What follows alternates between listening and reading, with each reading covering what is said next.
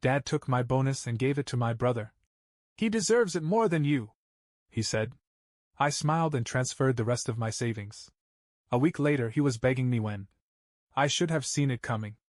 I really should have. It wasn't like this was the first time my father had played favorites. Growing up, my younger brother Tyler could do no wrong in his eyes. If I got an A on a test, Tyler's B+ was more impressive, because he had so much potential. If I worked all summer to save up for a new bike, my dad would turn around and buy Tyler a brand new one because he needed encouragement. It was always like that. So when I got my first real bonus at work, a substantial one, I should have known better than to say anything. But for some stupid reason, I wanted to share the news. At dinner that night, I casually mentioned it, thinking maybe, just maybe, my parents would be proud of me. "Wow," my mom said, smiling. "That's great, honey." For a moment, I let myself believe that things were different now. That maybe, as an adult, I had finally earned their respect. Then my dad leaned back in his chair and said, "You should give it to Tyler." I actually laughed. I thought he was joking. But his face was dead serious. "He's been struggling," Dad continued. "It's been tough for him since he lost his last job." I set my fork down. "That was 6 months ago." "He's trying," my mom chimed in, as if that excused everything. I looked across the table at Tyler. He wasn't struggling. He wasn't even pretending to be embarrassed by this conversation. He was sitting there, twirling his fork, waiting for me to just agree. "That money is mine," I said slowly. "I worked for it." "And?" my dad scoffed. "You don't need it. You don't have a wife, or kids, or a mortgage. You live alone in that apartment of yours, doing what, saving up for video games?" He shook his head. "Tyler deserves it more than you." I stared at him. My heart was pounding, but not from sadness. It was anger. A deep, simmering anger that had been buried for years, just waiting for the right moment to rise to the surface. Tyler deserves it more than me. I could have argued. I could have yelled. I could have asked why, after all these years, I was still the one expected to sacrifice. But I didn't. Instead, I smiled. "Okay," I said. My dad nodded approvingly, as if he had just taught me an important life lesson.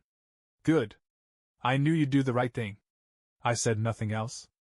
I finished my dinner, helped clear the plates, and went home. That night, I sat down at my computer, logged into my bank account, and transferred every last cent of my savings into a private account. An account my parents would never have access to. Then I set up my direct deposit to go there as well. They weren't getting another dime from me. And I had no idea just how soon they'd come to regret what they had done. A week passed, and I didn't bring up the money again. Neither did my parents. I assumed Tyler had already gotten his hands on it, spent it on whatever he deemed important, and moved on. I should have been angry. Maybe I was, a little. But mostly I just felt free.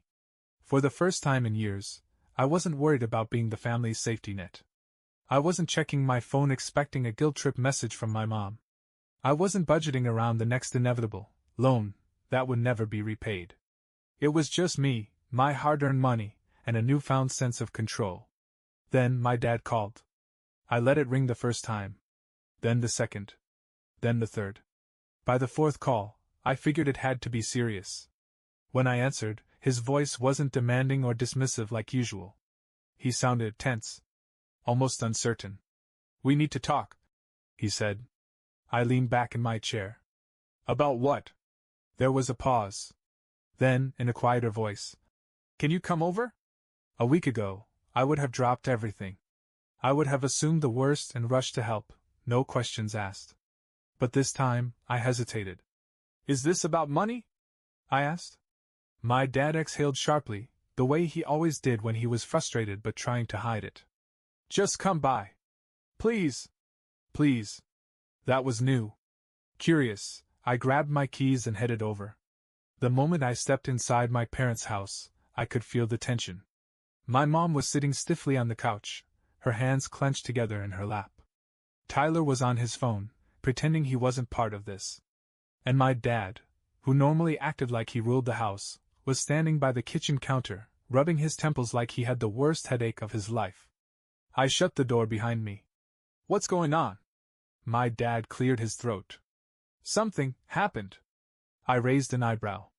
Your brother, my mom said quickly, made a mistake. I glanced at Tyler, who still wasn't looking up from his phone. What kind of mistake?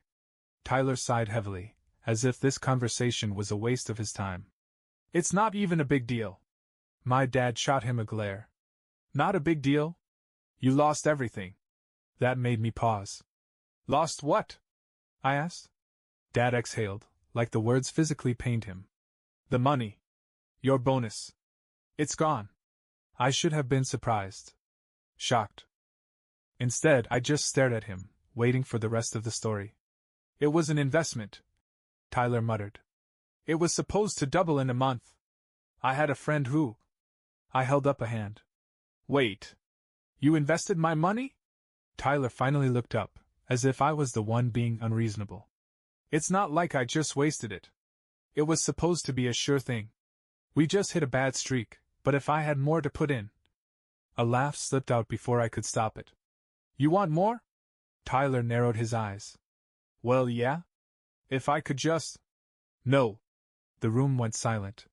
What do you mean, no? My mom asked. I turned to her, finally understanding why they had all called me here. You expect me to fix this, don't you? My dad folded his arms. You're the only one who can. There it was. The same expectation, the same assumption that I would always be there to clean up their messes. But this time, I wasn't just an ATM, I was the backup plan when Tyler gambled away what wasn't his. Something inside me clicked into place. A final realization that no matter what I did, I would never be anything more to them than a resource. I took a deep breath, let it out slowly, then shook my head. I'm not giving you another cent. My mom gasped like I had just said something horrifying. But we need it. No, you don't. I looked at Tyler. He needs it. He made the mistake. He can fix it. Tyler scoffed. Are you serious? You're just gonna let me fail? I tilted my head. You didn't care when it was my money on the line. Why should I care now? My dad took a step forward. You don't understand, we're in a bad spot. I met his gaze steady and calm. You put yourselves in a bad spot. Silence. For the first time in my life, they were the ones looking at me like I held all the power. And I wasn't going to waste it. My dad clenched his jaw. My mom wrung her hands like she was about to cry. Tyler? He just rolled his eyes. So that's it, my dad said, his voice tight. You're just walking away? I shrugged. I didn't walk away. You pushed me. My mom reached for my arm. Sweetheart, please, we're family. I pulled back. No, we're not. We're a bank. Or at least I was. Dad's face darkened. You're being selfish. I almost laughed. Selfish. After everything. I took a deep breath, then looked at him, really looked at him, for the first time in my life. No, I said quietly. I'm just done. And with that I turned and walked out. They didn't follow me. For the first time, they knew they couldn't. I expected them to call me again. To try to guilt me, to demand I do the right thing. But instead, all I got was silence. It was almost disappointing. Almost. I went about my life as usual, but I kept waiting for the other shoe to drop. Because if there was one thing I knew about my parents, it was that they never accepted defeat. And sure enough, it happened 3 days later. I was at work when my phone buzzed. I glanced at the screen. Tyler. I ignored it. A minute later, another buzz. Then another.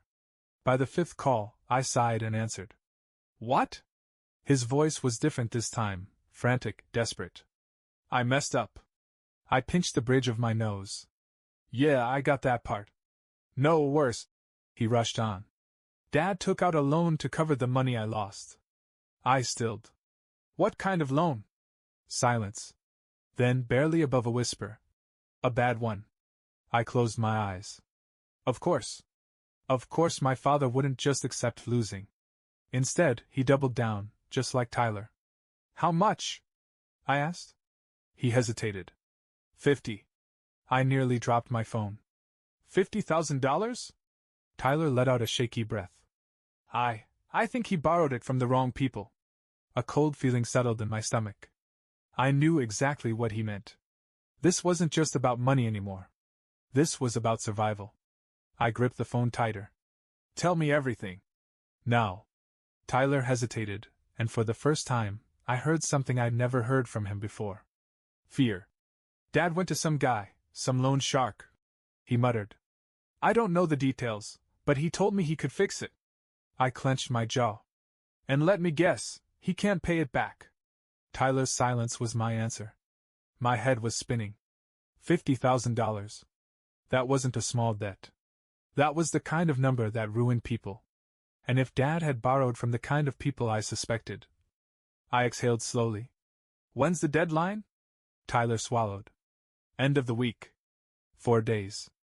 I ran a hand through my hair, trying to process. This wasn't just some financial blunder anymore. This was dangerous. And I had a choice to make. I could walk away, let them deal with the mess they created. They had never cared about how their actions affected me. Why should I? But if I did that, I wasn't just leaving them to struggle. I was leaving them in real trouble. I sighed. Where's Dad now? At home, Tyler said. He's freaking out. He won't talk to me or Mom. He just keeps pacing around, trying to figure out what to do. Good. He should be scared. But that didn't change the fact that this was now my problem, whether I liked it or not. I grabbed my keys. I'm coming over. Tyler let out a breath of relief. Thanks, man, Don't. I cut him off. I'm not doing this for you. I hung up before he could say another word. Whatever was coming next, I had a feeling it would change everything. I drove to my parents' house in silence, my mind racing. Part of me still wanted to turn around, let them deal with the mess they created. But the other part, the part that had spent a lifetime being the responsible one, knew I couldn't just ignore it. I pulled into the driveway and took a deep breath before stepping out. When I knocked, the doors swung open almost immediately. My mom stood there, eyes red and puffy, wringing her hands. Oh, thank God. Come in, please. I stepped inside, and there he was. My dad. He sat hunched over at the kitchen table, looking smaller than I'd ever seen him. The man who had spent his entire life acting like he had all the answers now looked utterly lost. He barely glanced at me before mumbling. So, Tyler told you. I pulled out a chair and sat across from him. Yeah. He told me. What the hell were you thinking? Dad sighed, rubbing his face. I thought I could fix it. I just needed time. I shook my head. You don't fix gambling away money that wasn't yours by borrowing even more from a loan shark. Tyler was standing near the counter, arms crossed. It's not like we had another choice. I turned to him, my patience snapping. We? I scoffed. No. You had a choice. You could have not stolen my bonus. You could have not thrown it into some scam investment. But instead, you did what you always do, bet on someone else bailing you out. Tyler looked away. I turned back to Dad. How bad is it? His jaw tightened. 50,000. And the guy said if I don't have it by Friday, he's... Dad hesitated, looking down. He's sending people. The cold feeling in my stomach grew. I had no doubt that sending people meant something very, very bad. I exhaled slowly. Okay. First things first, show me everything. The contract, the terms, anything. Dad hesitated, then reached into a drawer and pulled out a crumpled piece of paper. I took it and scanned the contents. The terms were brutal. Insane interest rates, impossible deadlines. This wasn't just a loan, this was a trap. And my father had walked right into it. I put the paper down and leaned back. You know what this means, right? Dad didn't answer. It means even if you pay him back, he's not going to let you walk away, I said. People like this? They see desperation, and they exploit it. Mom covered her mouth, her breathing shaky. I looked back at Dad. Did you at least try to negotiate? He let out a bitter laugh. You don't negotiate with guys like him. I drummed my fingers against the table, thinking. There were only two ways out of a situation like this. Pay the guy off in full, or find another way to make him back off. And I wasn't about to throw my own money into this pit. I stood up. I'll handle it. Mom's head snapped up. You'll pay it? I scoffed. No. But I'll fix this. Dad frowned. How? I grabbed the contract and tucked it into my jacket. You'll see. And then I walked out. I had an idea. And if it worked? My family wasn't going to be in debt anymore. But my father? He was about to lose everything. I didn't go home. Instead, I drove straight to the source, the man my father owed. If I was going to fix this, I needed to understand exactly what I was dealing with. The address was on the contract, a rundown office in a part of town where people didn't ask questions. I parked outside, took a steadying breath, and walked in. A man sat behind a desk, flipping through papers. He barely looked up. You're not your father. Could I said, tossing the contract onto his desk. I'm here to talk about this. That got his attention. He leaned forward, scanning me with interest. You got the money? No, I said. But I have a better offer. His lips curled into an amused smile. I doubt that. I met his gaze, steady and unwavering. Then you're going to love what I say next. Because what I had in mind, it wasn't just about paying off a debt. It was about making sure my father could never put me in this position again. The man across from me, Vincent, according to the nameplate on his desk, leaned back in his chair, sizing me up. All right, he said, smirking. You've got my attention. What's this better offer of yours? I picked up the contract and tapped it against the desk. You and I both know my dad can't pay this. Vincent shrugged. Not my problem. I nodded. Exactly. But what if I could make it your problem? His smirk faded just a little.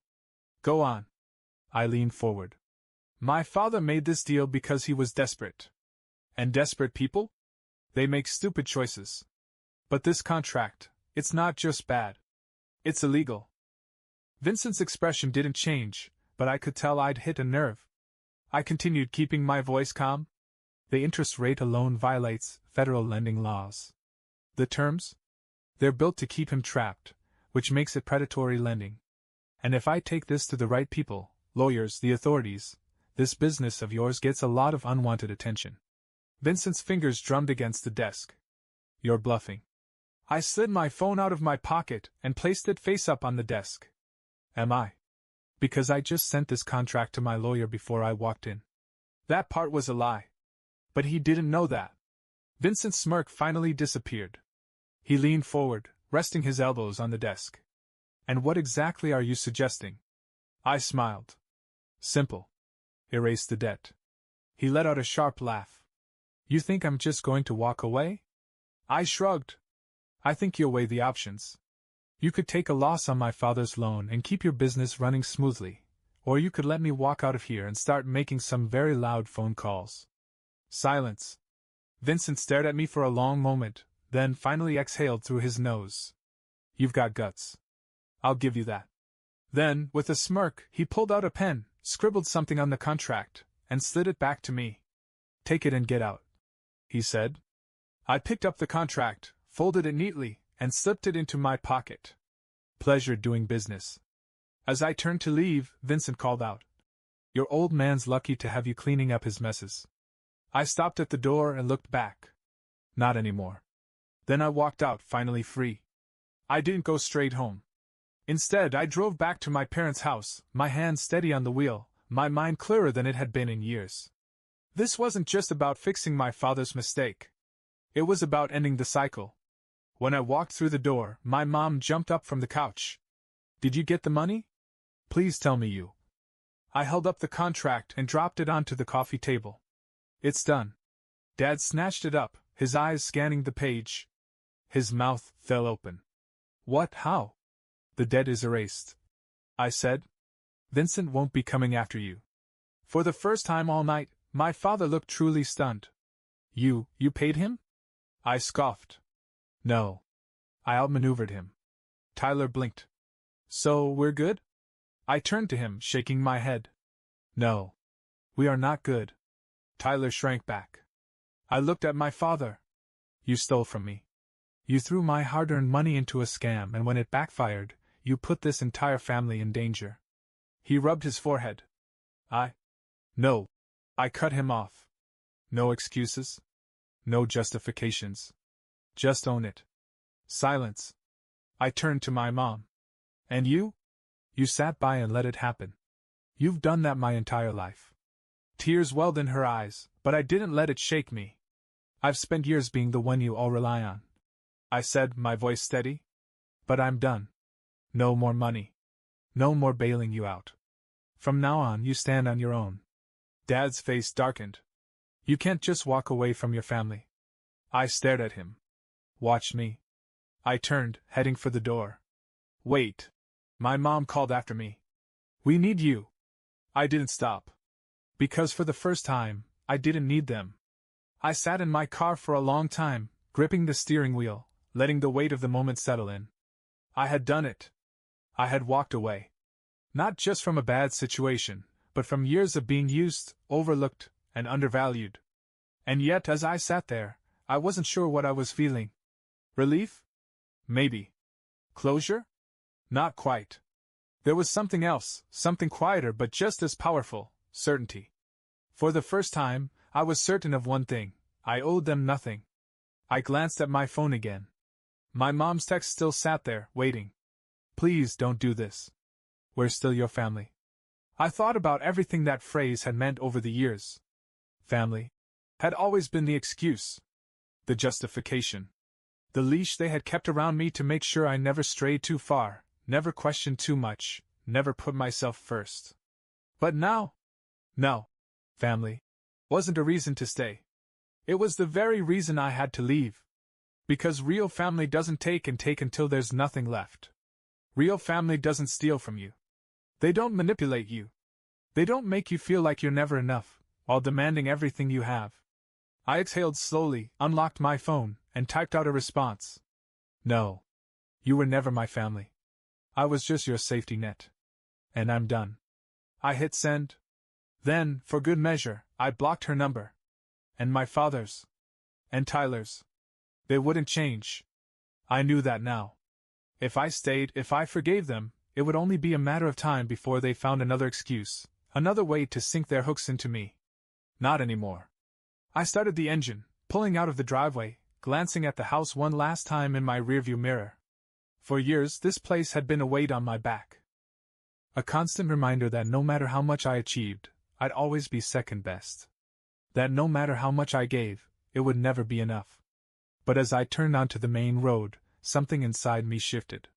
I felt it leave me. The guilt. The obligation. The need for approval I was never going to get.